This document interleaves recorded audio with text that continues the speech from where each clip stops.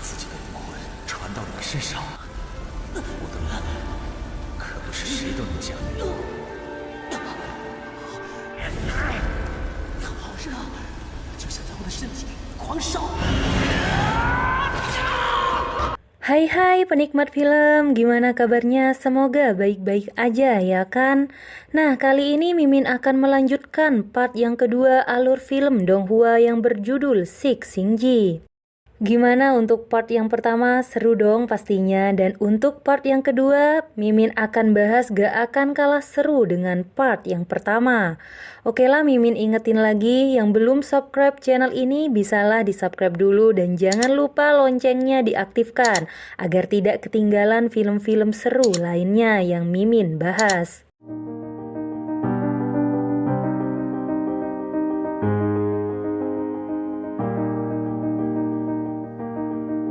Saat menceritakan semua kebenarannya pada Bailang, ternyata salah satu pasukan surgawi mengejar mereka dan menyerang So.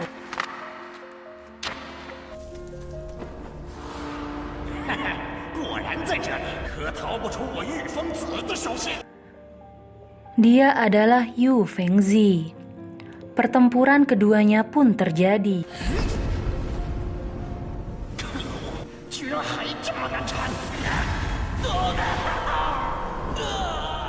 Namun So kalah dari pertempuran itu karena efek dari panah Raja Langit yang merusak saraf dan tulangnya.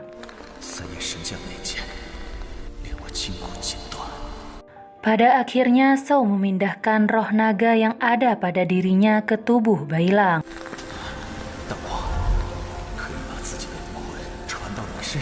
Namun Bailang menolaknya karena akan mengakibatkan kematian pada So. Tapi So tetap saja mengirimkan kekuatan itu.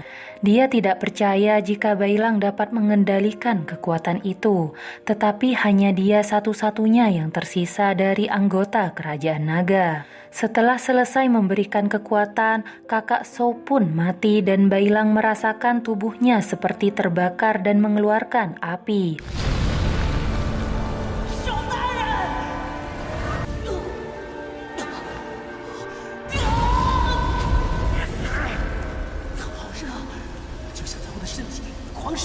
Mungkin itu efek dari roh naga itu.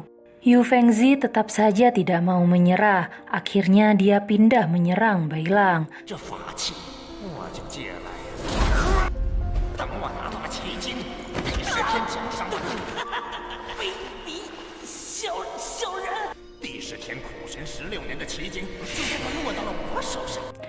Dia senang dapat mengambil kitab suci itu. Namun gagal, Bailang menyerangnya dan menggigit lengan Yu Fengzi.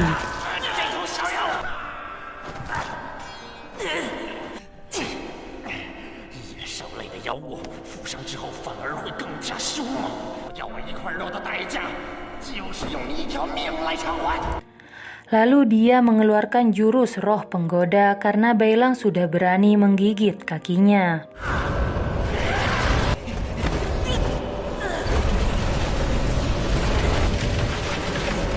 Bailang pun melarikan diri, tetapi pada akhirnya Bailang tidak bisa menghindar. Dia terapit oleh jurus penggoda.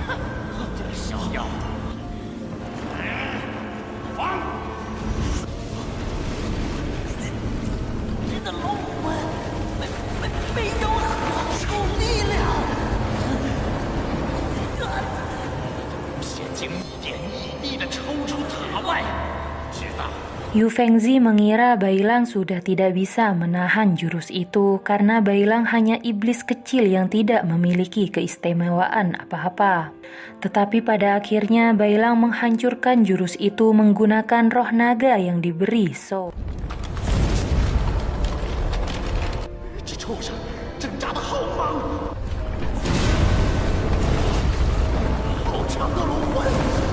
Yu Fengzi pun bertanya-tanya kenapa Bailang bisa melakukannya, padahal jurus itu hanya bisa dilakukan oleh ras naga.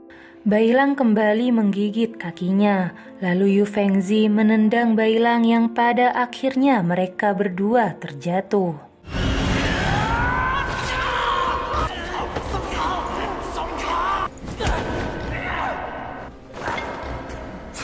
Lalu Yu Fengzi mengirim burung telepati untuk menyampaikan pesan pada pasukan surgawi bahwa kitab suci berada di lokasi itu. Tiba-tiba muncul pedang yang mengenai lengan Yu Fengzi. 我要看着你死！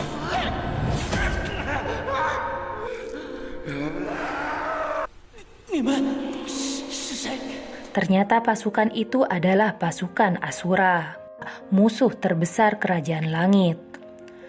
Pasukan Azura mengejar Yu Fengzi, yang pada akhirnya Yu Fengzi dimakan oleh pasukan-pasukan itu.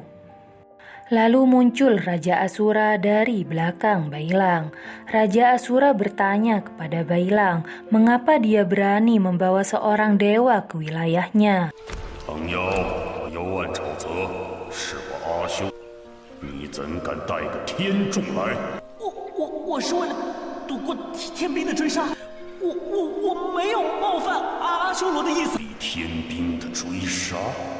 Raja Asura bertanya, apakah bunga yang dipegang Bailang adalah kitab suci? Bailang pun mengangguk. Raja Asura mencoba menaruh tangannya di atas bunga teratai itu dan tangannya terbakar. Dia bertanya pada Bailang siapa namanya. Dia pun menyuruh Bailang pergi terus menuju arah utara tanpa melihat arah belakang sampai dia melewati rawa gelap. Jika Bailang mencoba berhenti, dia akan mati. 走吧，只管跑，越幽暗沼泽为止。你敢停，就要死。谢谢。 Setelah pergi dari wilayah itu, Bailang teringat peperangan tadi yang menewaskan Raja Naga dan Sou. Dia berjanji pada dirinya, dia tidak akan membiarkan semua pengorbanan mereka sia-sia. Bailang tidak ingin membiarkan Xiao Yu mati. Dia akan membawa Xiao Yu ke surga barat dengan aman. Di tengah perjalanan menuju surga barat, ketika muncul akar-akar yang mengikuti Bailang, dia teringat pesan Raja Asura bahwa dirinya tidak boleh menoleh ke belakang apalagi sampai berhenti. Akhirnya Bailang pun dapat melewati rawa itu dengan selamat. 你敢停，就要死停，就停，就要死停，不能死！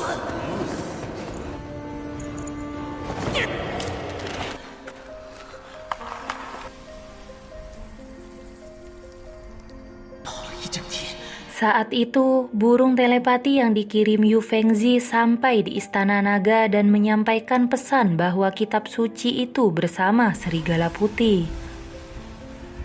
奇经，狼妖，有意思。 Bailang pun meneruskan perjalanannya. Dia memanggil kakek Tudi di tengah hutan itu. Lalu kakek Tudi itu pun muncul. Dan dia menceritakan semuanya bahwa Raja Naga mati. Kakek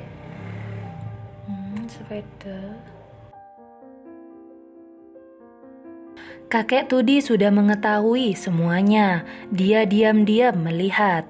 Bailang memberitahu kakek Tudi bahwa dia sedang membawa kitab suci.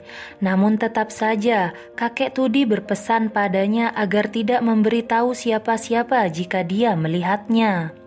Bailang pun menarik kakek Tudi agar dia tidak masuk ke dasar tanah. Bailang memberitahunya bahwa dia harus menemui Tan Zanzang. 寿大人，要我去找一个叫唐三藏的人。三藏大法师。 Lalu kakek Tudi memberitahu Bailang bahwa Tan Sanzang mengasingkan diri di kota Chang'an. Kakek Tudi menyuruhnya agar meneruskan perjalanannya ke arah tenggara. Kemungkinan sekitar 10 hari dia akan sampai di kehidupan manusia. Kakek Tudi pun mengeluarkan emas dari hidungnya untuk bekalnya di sana. Bailang pun melanjutkan perjalanannya menaiki tebing dan hampir terjatuh.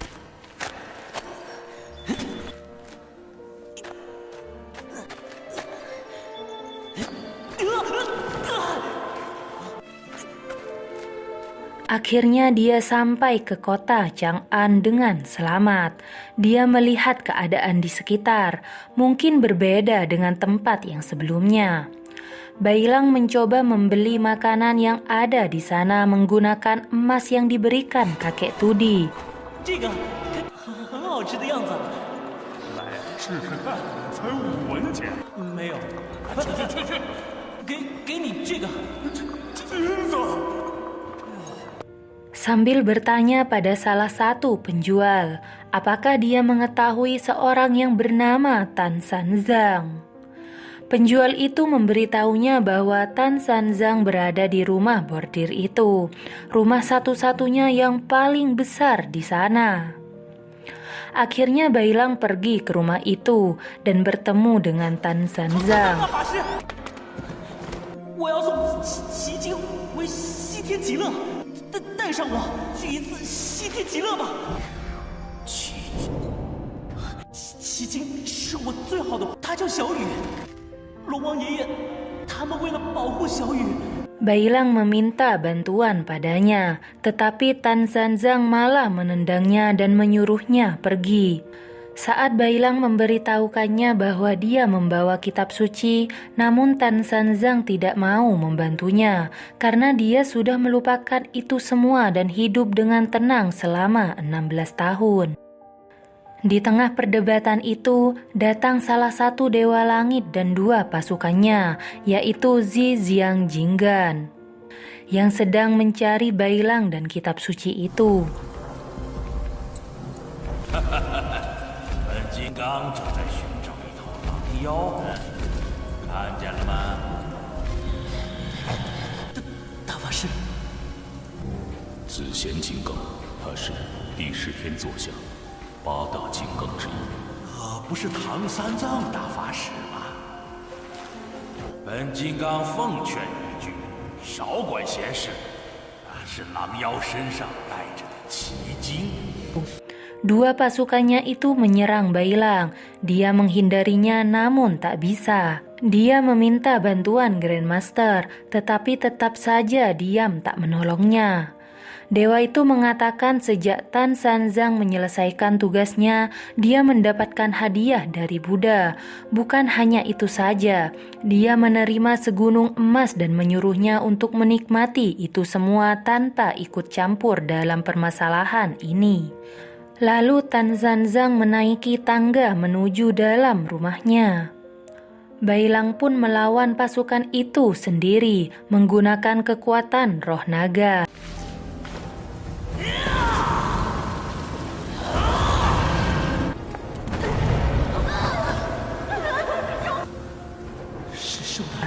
Saat dewa itu mengetahui pasukannya kalah, dia turun tangan melawan Bailang.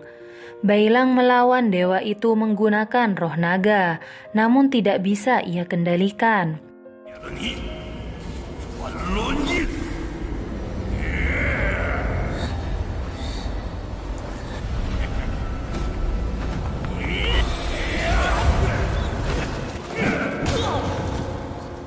Bailang memohon pada Grandmaster agar menolongnya, tetapi tetap saja dia tidak peduli. Namun sepertinya Tan Sanzang ragu antara harus menolong atau tidak. Dia teringat semua kejadian di masa lalu. 这里没你的事，回去吧。但是，这里交给我处理。你是带回奇经的大功臣。 Kemudian datang roh Xiaoyu yang menceritakan semuanya.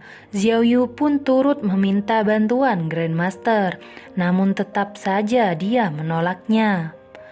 Tetapi tanpa disangka, Tan Sanzang keluar dan membantu Bailang. Pertempuran pun terjadi antara Tan Sanzang melawan Zi Xiangjingan. 子显，我下命你最好以此转告给绍兴观音。 唐三藏是你们天众的玩具，大妖帮你成功取来奇经。这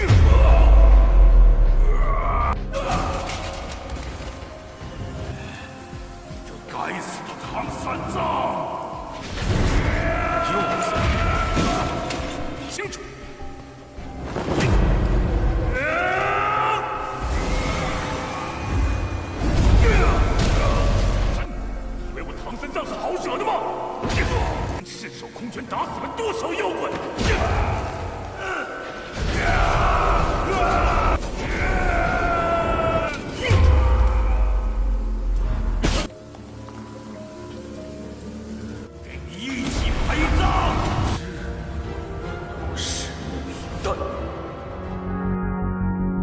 Nah, gimana? Seru gak untuk part yang keduanya? Seru dong pastinya. Kalau memang seru, Mimin lanjutkan ke part yang ketiga nih. Yang setuju komen di bawah ya. Mungkin segitu aja dulu dari Mimin. Mimin pamit dulu, sampai jumpa di part selanjutnya. See you next time.